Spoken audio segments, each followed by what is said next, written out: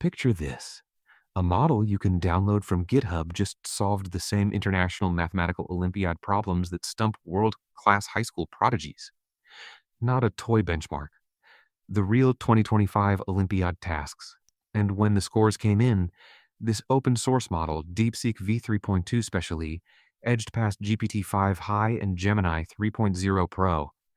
In a world where we were told only trillion-dollar labs could touch this level of reasoning, that moment feels like the shot heard round the AI world.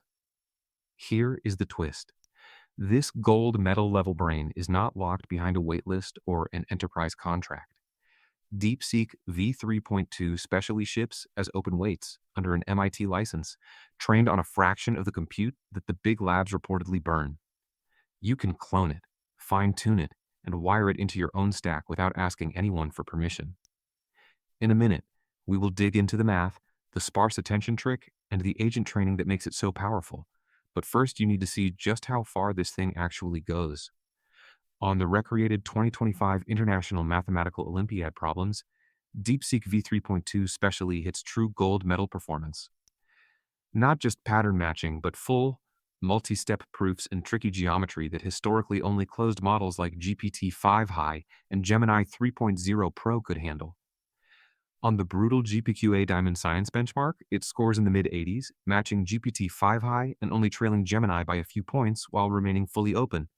But here is the part nobody expected. The same model then turns around and crushes real code tests, not just textbook math. On live Codebench, which actually runs generated code against hidden unit tests, the regular v3.2 model scores in the low 80s, GPT-5 High sits slightly above that, and then specially jumps to almost 89. That matters because this benchmark punishes hallucinated APIs and off-by-one bugs. It is about shipping working code, not pretty explanations. And this is where the stakes get real for you as a developer, because the model that just beat Olympiad math can also be the engine behind your next coding copilot or refactoring agent. But the real crown comes from AMIE 2025, a composite benchmark for agents. Here Special-E scores 96, nudging ahead of both GPT-5 High and Gemini 3.0 Pro. AMIE chains together multi-hop planning, tool calls, and long-horizon tasks, so a 1 or 2 point lead at that level means fewer dead ends and more tasks finished without human rescue. In other words, the open model is now a serious contender as the brain of complex automation, not just a chatbot. And in a moment, we will see how DeepSeek actually engineered it for that role from the ground up. There is a catch, though. Special-E buys those wins with tokens. Benchmark graphs show it often using 2 to 3 times more tokens per query than the regular v3.2 model, and noticeably more than GPT-5 High or Gemini. DeepSeek intentionally dials up chain of thought verbosity and internal scratchpad use, trading efficiency for maximum accuracy. So if you are running a high-stakes theorem prover, a multi-leg travel agent, or a compliance engine reading 500-page contracts, those extra tokens are the price of fewer subtle mistakes. For everyday work, DeepSeek expects you to default to the standard v3.2 model.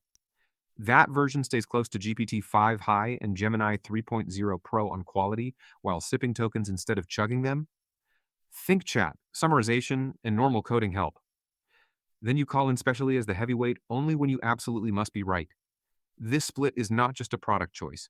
It encodes a philosophy about how you balance cost and power in real-world systems. Under the hood, the real breakthrough is not just size, it is how the model pays attention. Traditional transformers compute attention scores for every pair of tokens in your prompt. If your context length is L, that is roughly L times L interactions, which shows up as quadratic complexity. Double the context, and you more than quadruple the compute, memory, and latency. That quadratic wall is why most big models tiptoe around long contexts instead of embracing them. DeepSeek V 3.2 attacks that bottleneck with something called DeepSeek sparse attention. Instead of every token trying to talk to every other token, each token only attends to a limited set of relevant positions. The complexity drops from roughly L squared to L times K, where K stays bounded even as your context grows. Imagine replacing a chaotic room where everyone shouts at everyone with a curated meeting schedule where each person only talks to who actually matters. Suddenly, million token conversations stop looking like a science project. The numbers are wild. With DeepSeek sparse attention, long context inference can run roughly 2 to 3 times faster, with 30 to 40% less memory, according to their internal profiling. That near linear scaling lets them push context windows far beyond the usual 128,000 or 200,000 token limits into the 1 million token range. And remember, this is on a mixture of experts model with 671 billion parameters, but only about 37 billion active at inference. Sparse attention keeps those active experts from drowning in bookkeeping, so more of your GPU cycles go into actual reasoning. This is where the 1 million token window stops being a marketing line and starts changing workflows. Entire code bases, millions of tokens of TypeScript, Python, and configuration files can fit into a single session for refactors or security audits. Multi-volume novels, research corpora, or years of Slack logs become a single object the model can reason over, instead of a pile of brittle chunks. And legal teams could load dozens of contracts, email chains, and case briefs at once, asking for cross-document insights that today require elaborate retrieval systems. In a moment, we will look at how pricing and energy use shift when attention stops wasting so much compute. Because the compute no longer explodes quadratically with context, DeepSeek can price long prompts far more aggressively.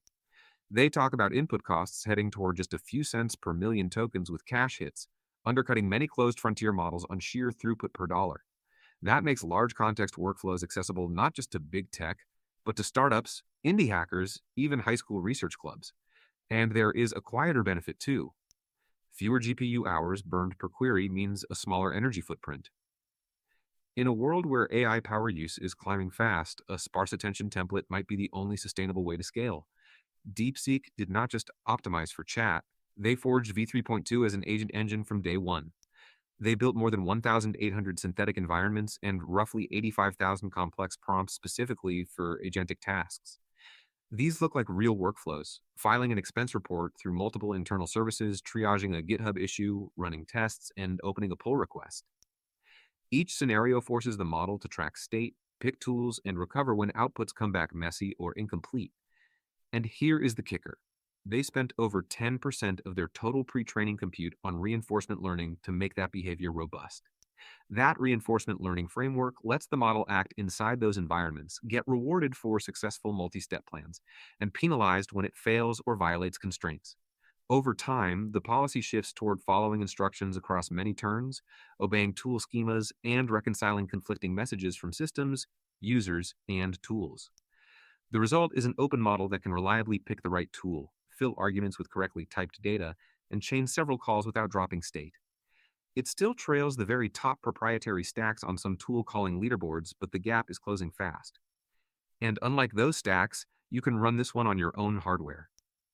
Put that together with sparse attention and the 1 million token window, and v3.2 stops being a demo and starts looking like an automation backbone.